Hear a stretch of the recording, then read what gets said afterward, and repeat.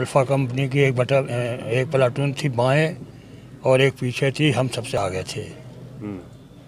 वहीं से फायरिंगबाजी होती रही थी। और पोस्ट को बर्बाद किया बारूद से, और जो हथियार वगैरह उनके वहाँ मिले, हथियार लाए अम्निशन कोई इतना नहीं ला सकते थे। जो है कारगिल बाल था, कारगिल बाल में हमने भाग लिया। ये वीरता के किस्से उन जवानों से जिन्होंने 1971 की लड़ाई लड़ी या फिर और वीरता के कारनामों को अंजाम दिया।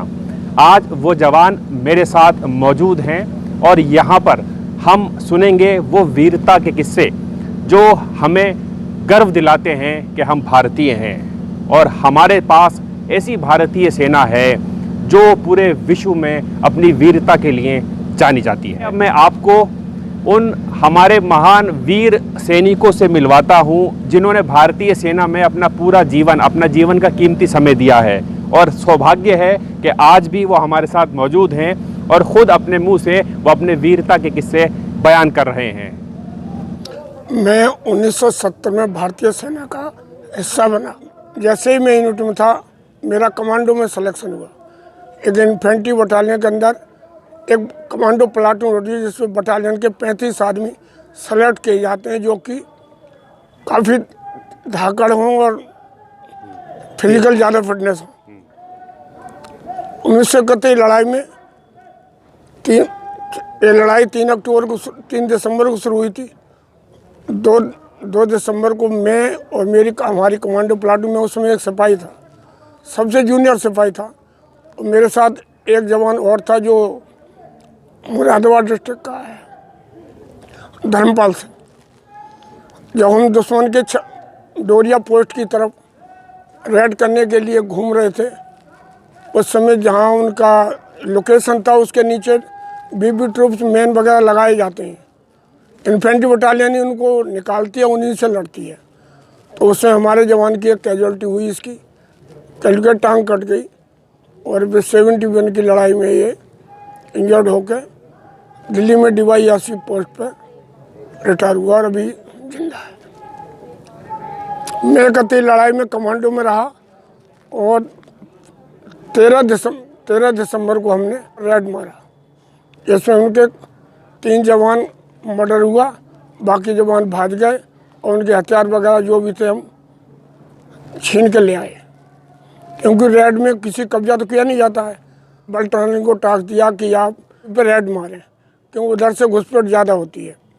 जब हमारी कमांडो प्लाटून जा रही थी तो रास्ते में उनका जो एम्बुश लगा हुआ था, उन्होंने हमारे ऊपर फायर किया तो ऑपरेशन में कभी पीछे आया नहीं जाता है, हमेशा आगे जाया जाता है। जब आगे गए तो उनके नज़दीक पहुंच के चारों ओर जो छोटा पोस्ट था उनका एक सेक्शन लेवल का पोस्ट था जिसके ऊपर हमने रेड करना था।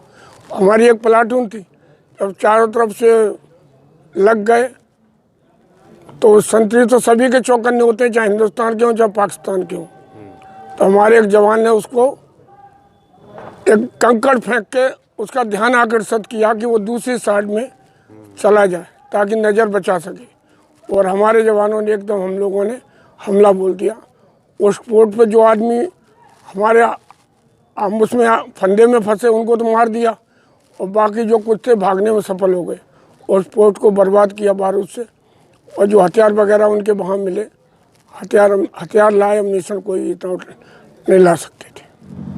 काफ़ी अलाटनेस हुए और लंका में भी हमारी बटालियन की कोई कैजुअल्टी नहीं हुई। परंतु जो है कि डंडा मार सौदा जो है ये ज़्यादा काम आता है।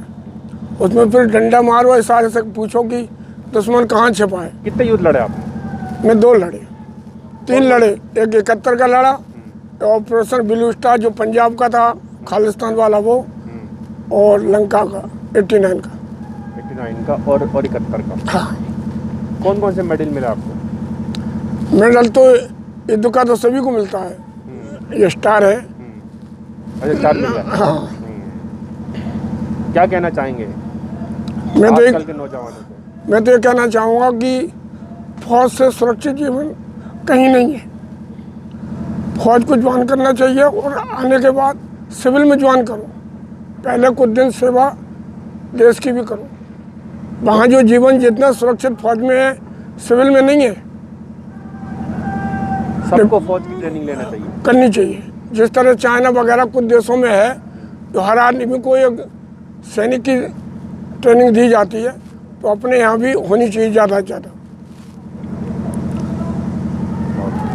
जो है कारगिल वार था, कारगिल वार में हमने भाग लिया और उस समय जो है सैटेलाइट की इतनी वो नहीं थी कि हम इमेज ले सकें। तो जहाँ भी पाकिस्तान के वो बैठे हुए थे मिलिटेंट, तो उन्हें जो है मतलब फ़ोटोग्राफी करके कहाँ कैसे वो है सब एयरफोर्स ने वो किया।